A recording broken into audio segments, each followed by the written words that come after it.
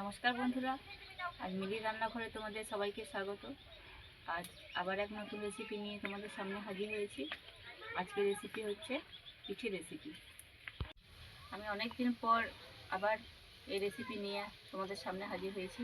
আমার শরীর অসুস্থ থাকার কারণে আমি তোমাদের ভিডিও দিতে পারিনি। তো আজকে পিঠে রেসিপি নিয়ে এসেছি। তো দেখে নাও কী কী রেসিপি। এই পিঠে রেসিপি করার জন্য কী কী উপকরণ লাগছে তোমরা একবার দেখে নাও। প্রথমেই লাগছে সুজি। আমি এখানে এক বাটি সুজি নিয়ে নিয়েছি। আর লাগছে নারকেল কোড়া, গুড়, সামান্য একটু ঘি আর সিরা করার জন্য চিনি। উনুন ধরিয়ে কড়া বসিয়ে দিয়েছি। এবার সুজিটা দিয়ে দেবো। যে বাটিতে সুজি দিয়েছি সেই বাটিরই মাপ করে আমি জল দিয়ে দেবো। অল্প অল্প করে জল দিলে নাড়বে।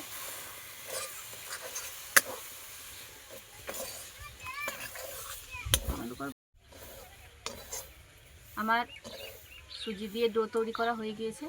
আমি এখানে এক বাটি সুজির জন্য আমি আড়াই বাটি জল দিয়েছিলাম, কিন্তু আমার এরকম ডো তৈরি হয়ে গিয়েছে। এই দেখো, এবার নামিয়ে নেব।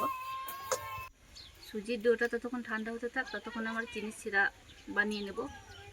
এখানে এক বাটি চিনি নিয়েছি, ওই বাটিতে মাপ করে আমি জল দিয়ে দেবো।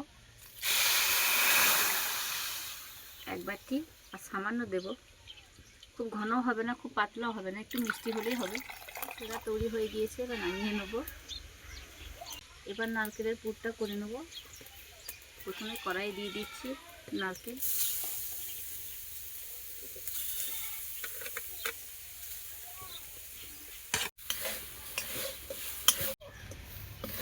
নারকেল করে যখন ভাজা ভাজা হয়ে যাবে এই পর্যায়ে আমি গুড় দিয়ে দেব।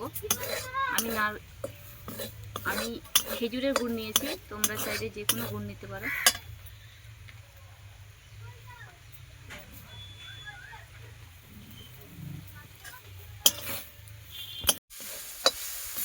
নারকেলের পুর হয়ে গিয়েছে, এবার নামিয়ে দেবো।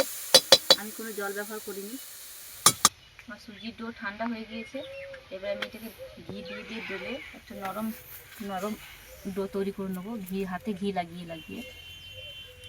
এই যে ঘি, এই যে ডো, হাতে লেগে যাবে না।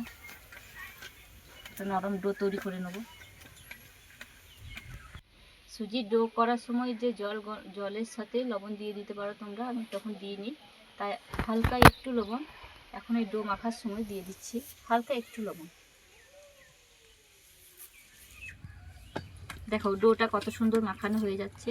ঘি নিয়ে নিয়ে ডো তো সানলে পরে হাতের একটুকুনও লাগবে না। আমি এই পিঠেটা সুজি দিয়ে বানাচ্ছি, তোমরা চাইলে চালের গুঁড়ো দিয়েও বানাতে পারো।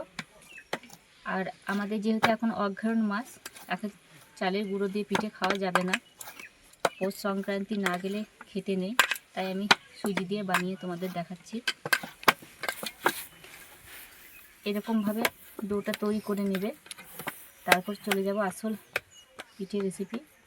তো চলো, আমার ডো তৈরি হয়ে গিয়েছে। এবার ছোট ছোট লেচি কেটে নিয়ে পিঠে বানিয়ে নেব।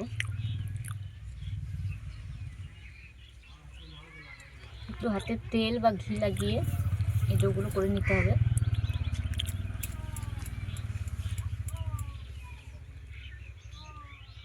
এরকম করে নিতে, এইভাবে করে নিয়ে একটু করে নারকেলের পুর দিয়ে দিতে হবে। তোমরা যে যেমন পারবে নিজেরা ডিজাইন তৈরি করে নেবে, কিন্তু পিঠেটা খেতে খুবই সুন্দর হয়।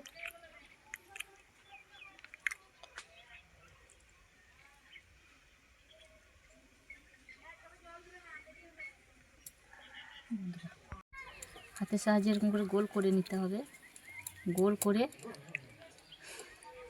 একটা চেপটিন দেবে। চেপটানোর পর চামচে করে এরকম করে একটা ডিজাইন তৈরি করে নেবে। আমি এরকমভাবে ডিজাইন করেছি, তোমরা যে যা পারবে তোমাদের নিজেদের মতো ডিজাইন করে নিতে পারো। এই যে এভাবে ডিজাইন করে নিতে পারলেই হবে। এইভাবে করে সবগুলো তৈরি করে নেব। আমার সবগুলো পিঠে বানানো হয়ে গিয়েছে। এবার তেল আমি ভেজে নেবো। তাই জন্য পিঠেগুলো ভাজার জন্য আমি সাদা তেল দিয়ে দেবো।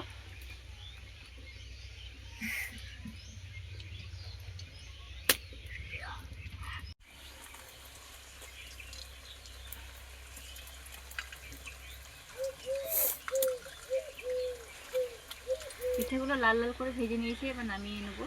নামিয়ে যে চিনির সিরা তৈরি করেছিলাম ওর মধ্যে দিয়ে দেবো। এইভাবে করে সবগুলো পিঠে একবারে ভেজে নেবো।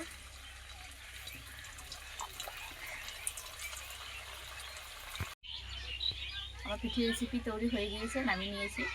দেখো সেরাতে দেওয়ার পর কেমন লাগছে পিঠেগুলো। পিঠেগুলো এরকম দেখতে হয়েছে, খেতেও খুব সুন্দর হয়। আর আমার এই পিঠে তৈরি রেসিপি যদি তোমাদের ভালো লাগে তাহলে আমার চ্যানেলটিকে সাবস্ক্রাইব করে রাখো। আরও এরকম পিঠের রেসিপি পেতে আমার চ্যানেলটিকে সাবস্ক্রাইব করে রাখো আর লাইক শেয়ার করে রাখো। দেখা হচ্ছে পরের ভিডিও।